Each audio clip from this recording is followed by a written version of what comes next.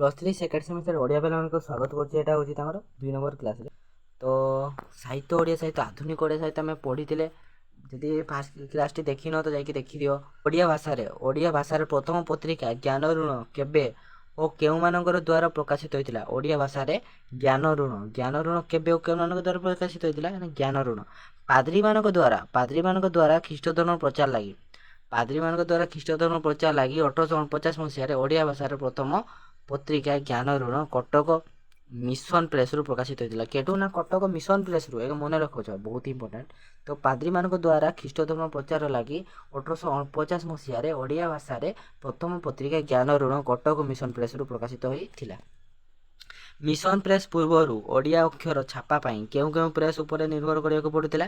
Mission press ପୂର୍ବରୁ ଓଡ଼ିଆ ଅକ୍ଷର ଛାପା ପାଇଁ କେଉଁ ପ୍ରେସ୍ ଉପରେ ନିର୍ଭର କରିବାକୁ ପଡ଼ୁଥିଲା? ନା ମିଶନ ପ୍ରେସ୍ ପୂର୍ବରୁ ଓଡ଼ିଆ ଭାଷାରେ ଅକ୍ଷର ଛପା ପାଇଁ କଲିକତା ଶ୍ରୀରାମପୁର ପ୍ରେସ୍, କଲିକତାର ଅଛି ଶ୍ରୀରାମପୁର ପ୍ରେସ୍, ତାହା ଉପରେ ନିର୍ଭର କରିବାକୁ ପଡ଼ୁଥିଲା, କାରଣ ସେଟା ଗୋଟିଏ ହିଁ ଥିଲା। ଠିକ୍ ଅଛି। ତ ଓଡ଼ିଶାରେ ଛାପାଖାନା ପ୍ରଥମେ କେବେ ଓ କାହା ଦ୍ୱାରା ସ୍ଥାପିତ ହୋଇଥିଲା? ଓଡ଼ିଶାରେ ଛାପାଖାନା 1833 ମସିହାରେ ଖ୍ରୀଷ୍ଟିଆନ ପାଦ୍ରୀମାନଙ୍କ ଦ୍ୱାରା କଟକରେ ମିଶନ ପ୍ରେସ୍ ସ୍ଥାପିତ ହୋଇଥିଲା।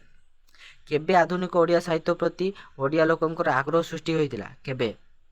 କେବେ ଓଡ଼ିଆ ଲୋକଙ୍କର ଇଂରାଜୀ ଶିକ୍ଷା ପ୍ରତି ଆଗ୍ରହ ସୃଷ୍ଟି ହୋଇଥିଲା? 1870ରୁ 80 ଭିତରେ, ସେଇ 10 ବର୍ଷ ମଧ୍ୟରେ ଆଧୁନିକ ଓଡ଼ିଆ ସାହିତ୍ୟରେ ପ୍ରତି ଓଡ଼ିଆ ଲୋକଙ୍କର ଆଗ୍ରହ ସୃଷ୍ଟି ହୋଇଥିଲା। ପ୍ରଥମ ମାସିକ ସାହିତ୍ୟ ପତ୍ରିକାର ନାମ କ'ଣ? ମାସିକ, ସେଟା ମାନେ ମାସରେ ଥରେ ଆସିଥିଲା, ସେଟା ମାସିକ ସାହିତ୍ୟ ପତ୍ରିକା। ତ କାହା ସମ୍ପାଦନାରେ କେବେ ପ୍ରକାଶିତ ହୋଇଥିଲା? ପ୍ରଥମ ମାସିକ ସାହିତ୍ୟ ପତ୍ରିକା ନାମ ହେଉଛି ଉତ୍କଳ ଦର୍ପଣ। କ'ଣ? ଉତ୍କଳ ଦର୍ପଣ। ତ କର୍ମଯୋଗୀ ଗୌରୀଶଙ୍କର ରାୟ, ଏଇଟା ମନେ ରଖନ୍ତୁ ଛୁଆ, ବହୁତ ଏକ୍ଜାମ୍ରେ ଆସେ। ଆରଥର ବି ଏକ୍ଜାମ୍ରେ ଆସିଥିଲା। ତ ଏଟା ତ ଆରଥର ନାହିଁ, ଏଇଟା 2016 2018ରେ ମଧ୍ୟ ଆସିଥିଲା, ତାପରେ ବି ଆସିବ, 22ରେ ମଧ୍ୟ ଆସିଥିଲା। ତ ଏହି କର୍ମଯୋଗୀ ଗୌରୀଶଙ୍କର ସମ୍ପାଦନାରେ ଏହା କଟକ ପ୍ରିଣ୍ଟିଂ କମ୍ପାନୀରୁ 1873 ମସିହାରେ ପ୍ରକାଶିତ ହୋଇଥିଲା। ଗୌରୀଶଙ୍କର ରାୟଙ୍କ ସମ୍ପାଦନାରେ ଯେଉଁ ଉତ୍କଳ ଦର୍ପଣ 1873 ମସିହାରେ ପ୍ରକାଶିତ ହୋଇଥିଲା।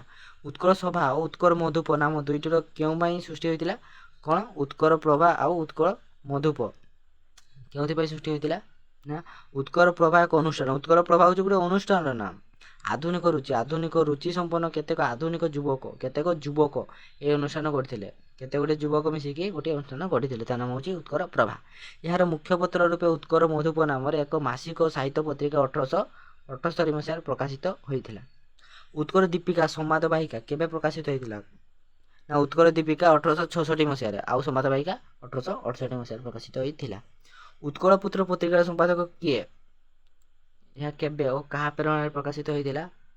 ଉତ୍କଳ ପୁତ୍ର ପତ୍ରିକାର ସମ୍ପାଦକ ଥିଲେ ପ୍ୟାରୀମୋହନ ଆଚାର୍ଯ୍ୟ। ଉତ୍କଳ ପୁତ୍ର ପତ୍ରିକାର ସମ୍ପାଦକ ଥିଲେ ପ୍ୟାରୀମୋହନ ଆଚାର୍ଯ୍ୟ। 1873 ମସିହାରେ ବାଲେଶ୍ୱରର ତତ୍କାଳୀନ ରାଜା ବୈକୁଣ୍ଠ ଦେବଙ୍କର ଉତ୍ସାହ 1873 ମସିହାରେ ବାଲେଶ୍ୱରର ତତ୍କାଳୀନ ରାଜା ବୈକୁଣ୍ଠନାଥ ଦେବଙ୍କ ଉତ୍ସାହ ପ୍ରେରଣାରେ ଏହା ପ୍ରକାଶିତ ହୋଇଥିଲା। ବାଲେଶ୍ୱର ସମ୍ବାଦ ବାହିକା କେଉଁମାନଙ୍କ ସମ୍ପାଦନାରେ ପ୍ରକାଶିତ ହୋଇଥିଲା? ବାଲେଶ୍ୱର ସମ୍ବାଦ ବାହିକା 1968 ମସିହାରେ ଔପନ୍ୟାସିକ ଫକୀରମୋହନ ସେନାପତି, କିଏ? ନା ଫକୀରମୋହନ ସେନାପତି ଆଉ ଗୋବିନ୍ଦ ଚନ୍ଦ୍ର ପଟ୍ଟନାୟକଙ୍କ ସମ୍ପାଦନାରେ ପ୍ରକାଶିତ ହୋଇଥିଲା। ଓଡ଼ିଆ ଭାଷାର ପ୍ରଥମ ଉପନ୍ୟାସ ନାମ କ'ଣ? ଏହା କେଉଁ ପତ୍ରିକାରେ ପ୍ରକାଶିତ ହୋଇଥିଲା? ଓଡ଼ିଆ ଭାଷାର ପ୍ରଥମ ଉପନ୍ୟାସ ନାମ ହେଉଛି ସୌଦାମିନୀ। ଓଡ଼ିଆ ଭାଷାର ପ୍ରଥମ ଉପନ୍ୟାସ ନାମ କ'ଣ? ସୌଦାମିନୀ। କିଏ ଲେଖିଥିଲେ? ରାମଶଙ୍କର ରାୟ। ଏହା ଉତ୍କଳ ମଧୁପ ସାହିତ୍ୟରେ ପ୍ରକାଶିତ ହୋଇଥିଲା। ଏହା ଉତ୍କଳ ମଧୁପରେ ପ୍ରକାଶିତ ହୋଇଥିଲା। ବହୁତ ହି ଭଲ, ବହୁତ ହି ଇଜି ଅଛି ଛୁଆ, ଭଲସେ ପଢ଼ିବ ଆଗ। ଉତ୍କଳ ପୁତ୍ର ଓ ବିଦେଶୀ କେବେ ପ୍ରକାଶିତ ହୋଇଥିଲା? ଉତ୍କଳ ପୁତ୍ର ଓ ବିଦେଶୀ ଦୁଇଟି ଯାକ ପତ୍ରିକା 1873 ମସିହାରେ ପ୍ରକାଶିତ ହୋଇଥିଲା। କ'ଣ? ଉତ୍କଳ ପୁତ୍ର ଆଉ ବିଦେଶୀ ଏହି ଦୁଇଟା ଯାକ ପତ୍ରିକା କେତେରେ? ନା 1873 ମସିହାରେ ପ୍ରକାଶିତ ହୋଇଥିଲା। କଟକ ନଗରୀ ଓ ଫ୍ୟୁଚର ସାହେବ କବିତା ସଂକଳନ ଦୁଇଟି କାହାର ରଚନା? କଟକ ନଗରୀ ଓ ଫ୍ୟୁଚର ସାହେବ କବିତା ସଂକଳନ ଦୁଇଟି କବି ଗୋବିନ୍ଦ ରଥଙ୍କର ରଚନା। କବି ଗୋବିନ୍ଦ ରଥଙ୍କର 5ଗୋଟି ପଦ୍ୟ ସଂକଳନର ନାମ ଲେଖ। କବି ଗୋବିନ୍ଦ ରଥଙ୍କର 5ଗୋଟି ପଦ୍ୟ ସଂକଳନ। କବି ଗୋବିନ୍ଦ ରଥ ତାଙ୍କର 5ଟା ପଦ୍ୟ ସଂକଳନ ନାମ ହେଉଛି କବିତା ବିଳାପ, ପଦ୍ୟମଞ୍ଜରୀ, କରତାଳି, ମହାମେଳା ଦର୍ଶନ, କୁସୁମ କାଳିକା। ତାପରେ ଅଛି ଭ୍ରମଭଞ୍ଜନ କାବ୍ୟ କାହାର? ଏହା କେତେ ଛନ୍ଦ ବିଶିଷ୍ଟ? ଭ୍ରମଭଞ୍ଜନ କାବ୍ୟ ଓଡ଼ିଶାର ପ୍ରଥମ ନାଟ୍ୟକାର ଜନ୍ମ ମୋହନ ଲଲାଙ୍କର। ବ୍ରହ୍ମଭଞ୍ଜନ ହେଉଛି ଜଗମୋହନ ଲଲାଙ୍କର। ଏହି କାବ୍ୟଟି 9 ଗୋଟି ଛାନ୍ଦ ବିଶିଷ୍ଟ କାବ୍ୟ। ଏହି ଗୋଟି କେତେ ଗୋଟି ଛାନ୍ଦ? ନା 9 ଗୋଟି ଛାନ୍ଦ ବିଶିଷ୍ଟ କାବ୍ୟ।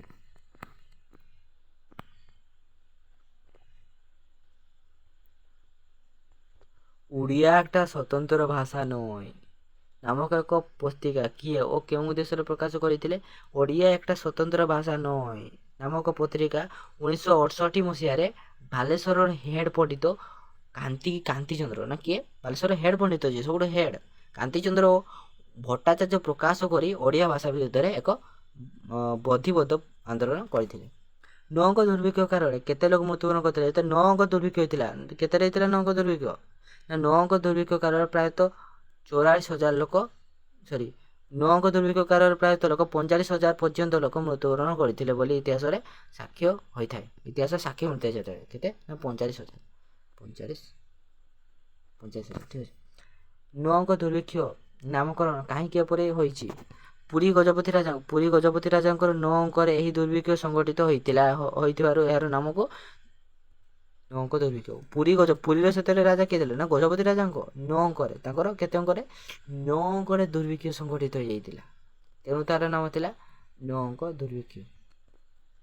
9ଙ୍କ ଦୁର୍ଭିକ୍ଷ କାଳରେ କେଉଁ ଅଫିସର ମାନେ ଓଡ଼ିଶାରେ ଐତିହ୍ୟ ଓ ସଂସ୍କୃତିକୁ ଖୋଜିଥିଲେ? 9ଙ୍କ ଦୁର୍ଭିକ୍ଷ କାଳରେ ହକ୍ଟର, ଷ୍ଟାର୍ଲିଂ ଓ ବିମ୍ ସାହେବଙ୍କ ପରି ଅଫିସର ମାନେ ଓଡ଼ିଶାର ଐତିହ୍ୟ ଓ ସଂସ୍କୃତିକୁ ଖୋଜିଥିଲେ। ସେମାନେ ଓଡ଼ିଶାର ସବୁ ଐତିହ୍ୟ ସଂସ୍କୃତି ଖୋଜିଥିଲେ। କେବେ ଓଡ଼ିଶାର ପ୍ରଳୟଙ୍କାରୀ 9ଙ୍କ ଦୁର୍ଭିକ୍ଷ ଦେଖାଯାଇଥିଲା? এইটা ଦେଖ ମସିହାଟା ମନେ ରହ, ବହୁତ ଇମ୍ପୋର୍ଟାଣ୍ଟ। ଏଇଟା ପରୀକ୍ଷାରେ ଯେତେବେଳେ ପଢ଼ିପାରେ। 1865ରୁ 66 ମସିହାରେ ଓଡ଼ିଶାରେ ପ୍ରଳୟଙ୍କାରୀ 9ଙ୍କ ଦୁର୍ଭିକ୍ଷ ଦେଖାଯାଇଥିଲା। କେତେ? 1865ରୁ 66 ମଧ୍ୟରେ 9ଙ୍କ ଦୁର୍ଭିକ୍ଷ ଦେଖାଯାଇଥିଲା।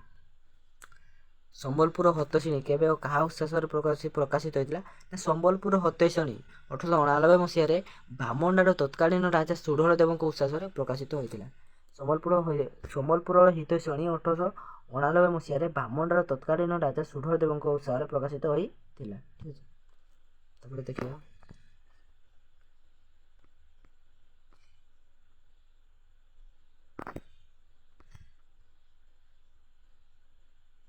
ଆଉ ଟିକେ ଅଛି ଭଲସେ ପଢ଼। ଇନ୍ଦ୍ରଧନୁ ଆଉ ଗୋଟେ ବିଜୁଳି କେବେ ଓ କେଉଁ ଦେଶରେ ସୃଷ୍ଟି ହୋଇଥିଲା? ଇନ୍ଦ୍ରଧନୁ ଆଉ ବିଜୁଳି ସେଟା କେବେ ଆଉ କାହା ଉଦ୍ଦେଶ୍ୟରେ ସୃଷ୍ଟି ହୋଇଥିଲା? ନା ସେଟା 1893ରୁ 94 ମସିହାରେ ରାଧାନାଥ କାହା ଉଦ୍ଦେଶ୍ୟରେ? ରାଧାନାଥଙ୍କ ଆଉ ଉପେନ୍ଦ୍ର ଭଞ୍ଜଙ୍କ ସମ୍ପର୍କରେ ସମାଲୋଚନାମୂଳକ ପ୍ରବନ୍ଧ ପ୍ରକାଶିତ ହେବା ପାଇଁ ସୃଷ୍ଟି ହୋଇଥିଲା। ରାଧାନାଥଙ୍କର ଚିଲିକା ମଧୁସୂଦନଙ୍କର ଋଷିପ୍ରାଣେ ଦେବାବତରଣ କେଉଁ ପତ୍ରିକାରେ ପ୍ରକାଶିତ ହୋଇଥିଲା? ନା ରାଧାନାଥଙ୍କର ଚିଲିକା ଆଉ ମଧୁସୂଦନଙ୍କ ଋଷିପ୍ରାଣେ ଦେବାବତରଣ 1800 କେତେରେ? ନା 1891ରେ ଉତ୍କଳ ପ୍ରଭା ପତ୍ରିକାରେ ପ୍ରକାଶିତ ହୋଇଥିଲା। କେତେ? 1891ରେ ଉତ୍କଳ ପ୍ରଭା ପତ୍ରିକାରେ ପ୍ରକାଶିତ ହୋଇଥିଲା।